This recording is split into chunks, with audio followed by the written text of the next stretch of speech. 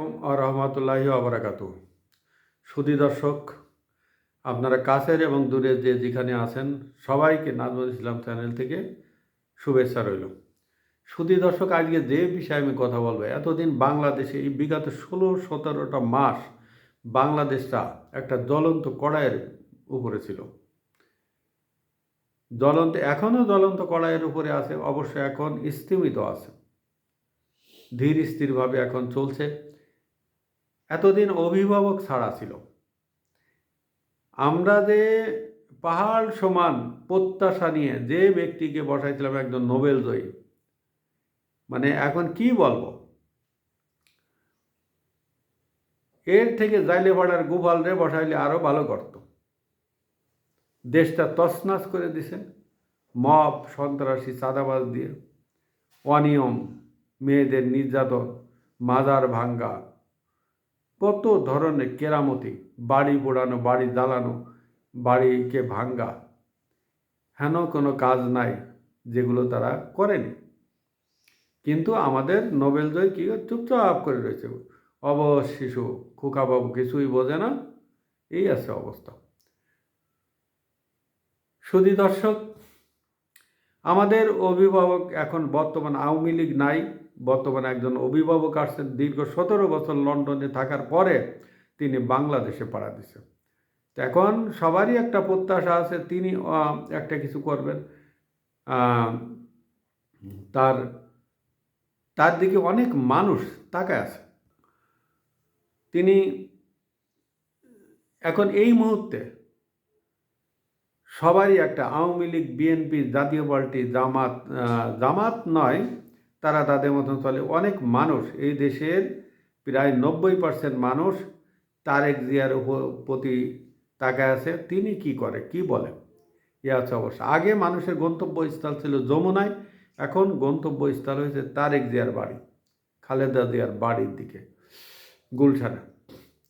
এখন আমার প্রশ্ন, তারেক জিয়া এখন অভিভাবক বাংলাদেশের, তিনি যদি নির্বাচিত হন, তিনি যদি কোনো ম্যাটিকুলাস ডিজাইন যদি আমাদের ইউনিসেফ না করে, উনি তো খালি ম্যাটিকুলাস ডিজাইন করেন, প্রত্যেকটা কাজে ডিজাইন করে। এতদিন আমাদের এই সংস্কারের মূলা, সংস্কারের বেগুন পাবলিকের সামনে ঝুলাই রাখিছে, ওইটা দেখিছে যে ইউনিসেফ সংস্কার করতেছে, পরে দেখে মূলা একটা না দুইটা, এই অবস্থা।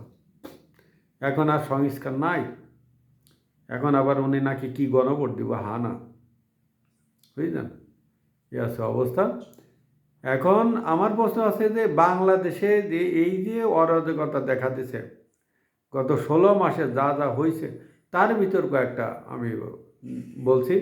বাংলাদেশে এই 16 মাসে হিন্দু, বৌদ্ধ, খ্রিস্টান সব সম্প্রদায়ের লোক, এমনকি উপজাতি সহ অনেকে তারা নির্যাতিত হয়েছে, তারা অনেক ধরনের সমস্যা হয়েছে তাদের।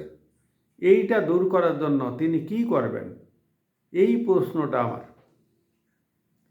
এটা কি তিনি সাবেক প্রধানমন্ত্রী শেখ হাসিনার মতন এগুলো কঠোর হাতে দমন করে তাদেরকে নিরাপদ রাখবে? আপনি মনে রাখবেন তারেক জিয়া সাহেব, যদি আমার ভিডিওটা আপনার কাছে যায়, পৃথিবীর যত উন্নত দেশ আছে, সভ্য সভ্য দেশ আছে, আপনি একটা সভ্য দেশ যুক্তরাজ্যে থেকে আসছেন, সেই যুক্তরাজ্যে সেখানে কিন্তু মানবাধিকার সর্বক্ষেত্রে সমুন্নত। আমাদের মহানবী হজরত মুহাম্মদ সাল্লাল্লাহু আলাইহি ওয়াসাল্লামের, তিনি ইহুদিদেরকে, বিধর্মীদেরকে পৌত্তলিক পূজা যারা করত তাদেরকে সম্মান করতেন। কখনো তার সাহাবীদের বলেননি যে ওগুলো সব ভেঙে ফেলাও, ওটা মূর্তি পূজা হারাম, এ কথা কখনোই তিনি বলেননি। তিনি বিচার আচার করে ইহুদিদের পক্ষে রায় দিচ্ছেন। আর আমাদের দেশের হুজুররা উস্কানি দেয়, এটা তো নবীজির শিক্ষা না। উস্কানি দেয় তাই হিন্দু আমাদের শত্রু। হিন্দু আমাদের শত্রু না, একজন খ্রিস্টান, একজন বৌদ্ধ আমাদের শত্রু না, একজন উপজাতি আমাদের শত্রু না। আমাদের শত্রু যে আমাদের উপর আক্রমণ করবে, যে আমাদের ক্ষতি করবে, সে আমাদের শত্রু।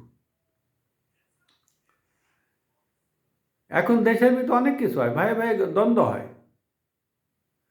তারপরে এই যে আপনার সময় 2001 থেকে 2006 পর্যন্ত 164 জায়গায় বোমা বর্ষণ হয়েছিল, এই জঙ্গিরা করেছিল। সেখানে বাংলা ভাই আর শায়েখ আব্দুর রহমান তাকে ফাঁসিতে ঝুলাইছিল বিএনপি। এখন আপনি কি করবেন এই জঙ্গিদের জন্য? আপনারা প্রথমে সংসদে দাঁড়ায় বলেছিলেন এই বাংলা ভাই না ইংরেজ ভাই এ বলতে কেউ কোনো কিছুই বাংলাদেশে নেই। পরবর্তীতে কিন্তু বিদেশিদের চাপে আপনারা সেই বাংলা ভাইরে ধরলেন, শায়েখ আব্দুর রহমানদের ধরলেন, ধরে বিচার আচার করে ফাঁসি দিলেন। এই আপনার বাবা একজন মুক্তিযোদ্ধা, সেই অনুপাতে আপনি দাবি করেন যে তিনি স্বাধীনতার ঘোষণা পাঠ করেছিলেন। তিনি স্বাধীনতার ঘোষণা পাঠ করেছিলেন, কিন্তু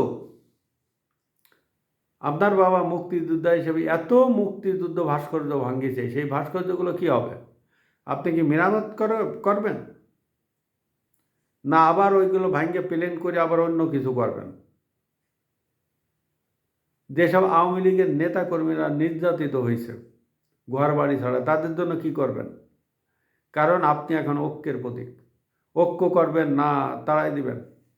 আপনার বাবা কিন্তু তার মহান শত্রু, তার সব থেকে মহাশত্রু যে সেই হাসিনাকে কিন্তু আপনার বাবাই কিন্তু ভারত থেকে আনিয়েছিল বাংলাদেশে,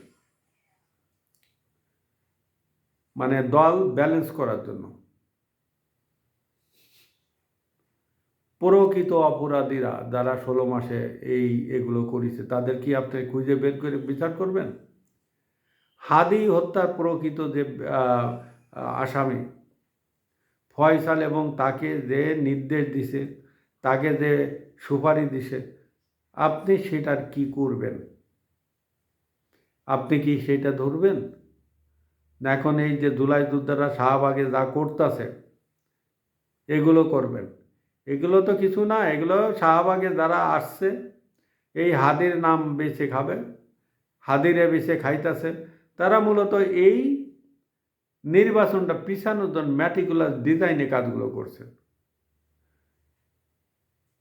যে মুক্তিযোদ্ধারা লাঞ্ছিত হয়েছে, যে মুক্তিযোদ্ধাদের গলায় জুতার মালা পরানো হয়েছে, আপনি একজন মুক্তিযোদ্ধার সন্তান হিসেবে তার কি করবেন? আপনি সেটার বিচার করবেন?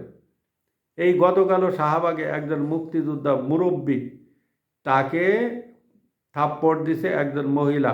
ওই মহিলা কিন্তু একজন বিহারি, উনি কিন্তু বাঙালি না, পাকিস্তানের বীজ। এটা এই বিহারি মহিলা যে বাঙালিদের বিরুদ্ধে, এই দেশের স্বাধীনতার বিরুদ্ধে, ওই বৃদ্ধ লোকটা বাংলাদেশের স্বাধীনতার কথা বলেছিলেন, 71-এর কথা বলেছিলেন। তাকে আওয়ামী ট্যাগ দিয়ে তাকে মারা হয়েছে। পদে পদে 16 মাসে যেসব মেয়েরা লাঞ্ছিত হয়েছে সেটার কি বিচার করবেন? যদি তারেক জিয়া সাহেবের কাছে আমার ভিডিওটা যায়, আমার প্রশ্নগুলোর কমেন্টে আশা করি কেউ না কেউ উত্তর দিবে। আসসালামু আলাইকুম ওয়া রাহমাতুল্লাহি ওয়া বারাকাতুহু।